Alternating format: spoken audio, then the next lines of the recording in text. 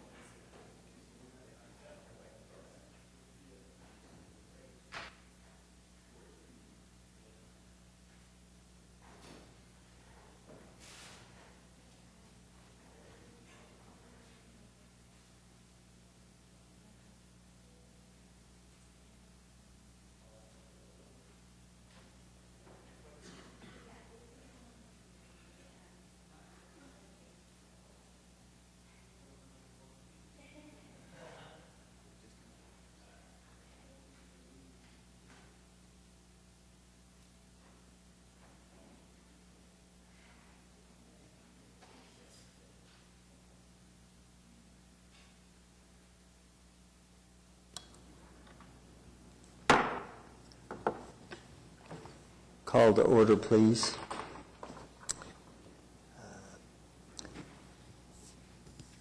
Are the minutes from the previous one going to be able to be displayed there? This is the minutes from the previous one. Yeah. They're not going to show on our screen now. Okay. Move to accept the minutes. Oh, do we? Okay. Second? Thank you. Those in favor? Aye? Aye. Any opposed? Thank you.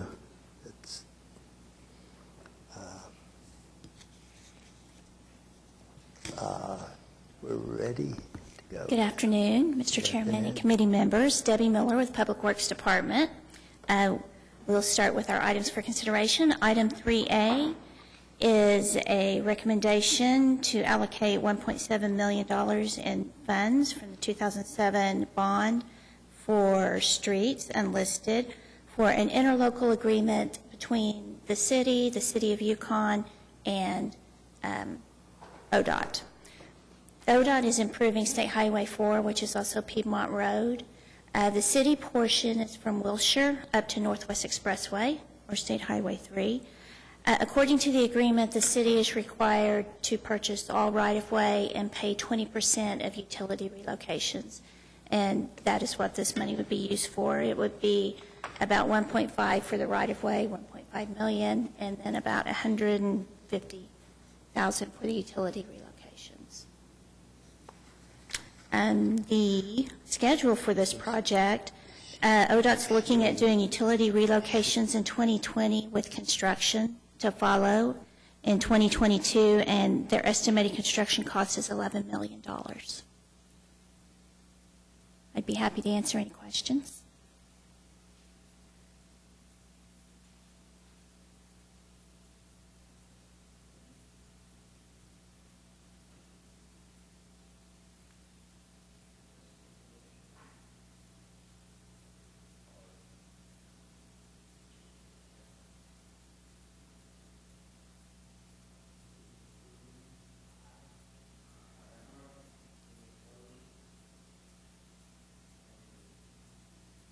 Okay, we'll move on to item 3B. This is asking for a recommendation to allocate $300,000 of the Streets Unlisted Fund for another interlocal agreement between ODOT, the City of Yukon, and Oklahoma City.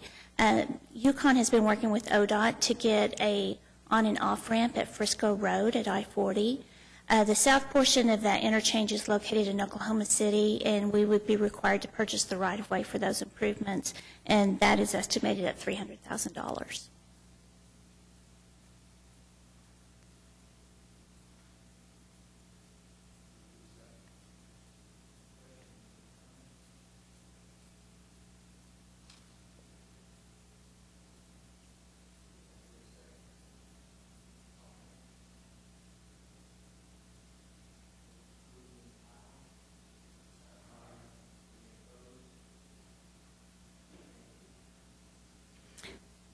Okay, item 3C.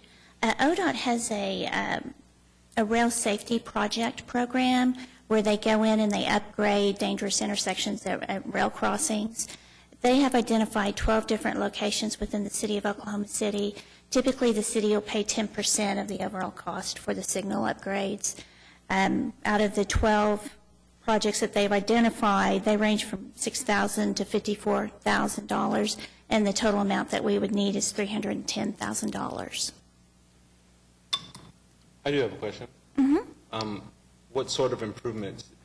They go in and they upgrade it for safety. So if there aren't any crossing arms, they'll install those. Or if it's a very dangerous intersection and they have crossing arms, then they may go in and put the quad gates in, maybe some medians. It depends on what the issues have been at that location.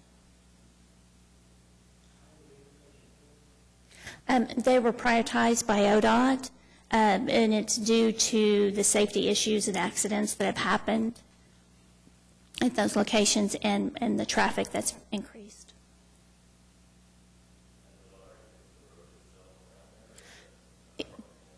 That goes along with it.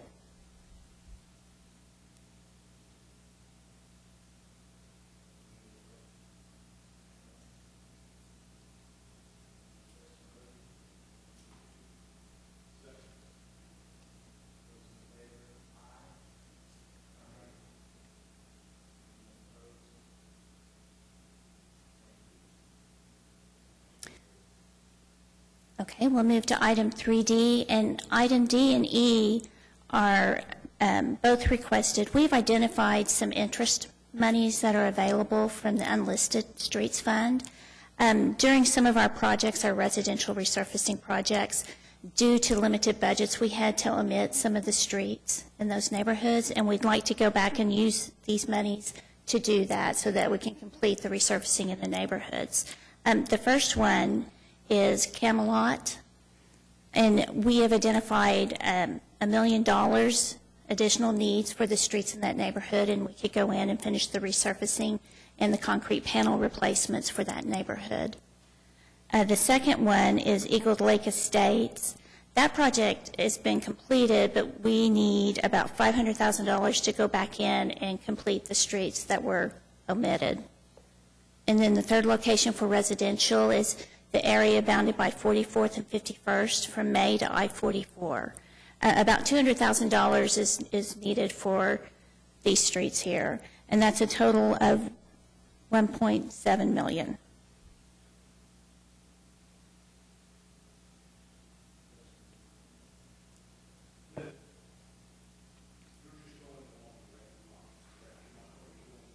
It's inside. It will be inside this location. There are a couple of streets that we were not able to complete with the initial project, and we want to go back and finish those.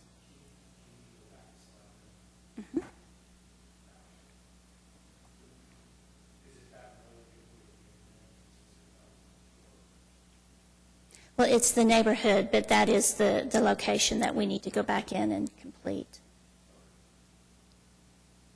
I didn't catch Ward 4. Ward 4 is a part of this as well? It was listed as one of the wards affected. No, these three slides aren't Ward 4, it would be the residential between 44th and 51st. No, wrong one. That's Ward 3. Ward 4 may be the, I don't know. I'll have to get back to you on that. Okay. Instead Sure. of just- Well, it just might have been a typo maybe. Okay, Yeah. Thank you. sure. How is it determined that these areas get that versus other residential areas throughout the city? These are a few of the latest that we've done. We're going to go back and try to, the orphan streets that we call them, we want to go back and redo all of those that we can. These are the first ones we've identified some money that is available. It could be possible that we have some unlisted funds or some surplus funds from the residential resurfacing that we could use to go back and complete the rest of the streets. These are just the first ones that we've identified. Are these ones that have a greater need right now, like more potholes, more issues, or are these just happen to be first on the list? Well, I know the Camelot neighborhood is under construction right now, so we can go ahead and expand that work order to include the additional work. I'm not sure exactly how this was determined on the other two, but I can find out and I can send you an email and let you know.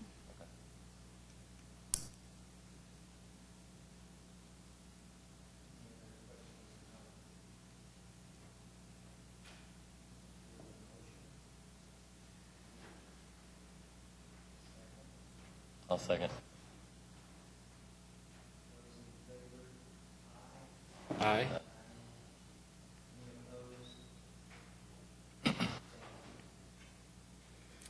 Item E is a couple of arterial streets that we've identified. The first one is Independence from Northwest 50th to Northwest Expressway.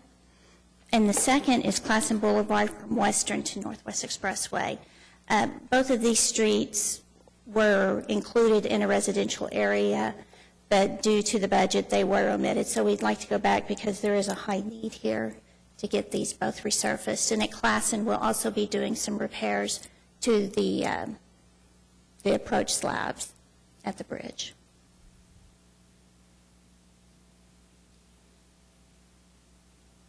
And the total amount that we would need for this is $1.2 million.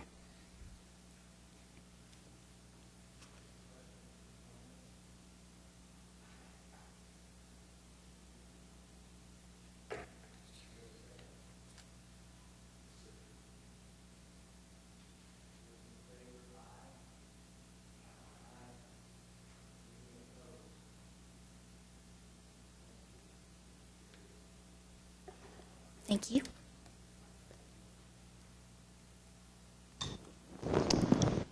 I apologize, I did not bring the correct executive summary with me. However, I can tell you that for the month of August, excellent, thank you. For the month of August, we had expenditures of $4.7 million, but I need to caution you on that number that we still have some things that are working through there, being posted back and forth between the fiscal years. All in total, over a 12-month rolling average, we have expenditures of $69.7 million, which when you average that out, we get an estimated 12-month average of expenditures per month of $5.8 million, which is slightly below. If you'll look in box 2, we need $6.9 million to reach our 85% requirement on IRS requirement for bond expenditures. So we are moving along, and we always we have made that mark, but we're just coming up on that to try to get closer. So you can see there that the graphical representation in box 3 shows that we are progressing upward each period to get to our 85% mark. And that's all.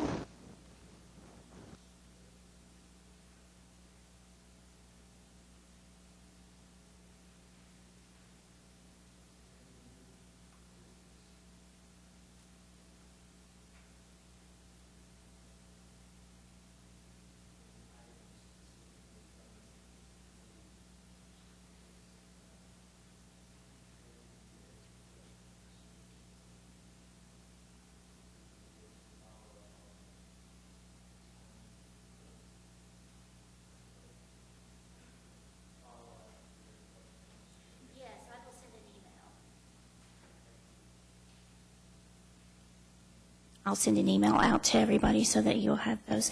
I also wanted to let you know that we are close to hiring a new manager for the bond program, and hopefully we'll have them here next month to introduce you.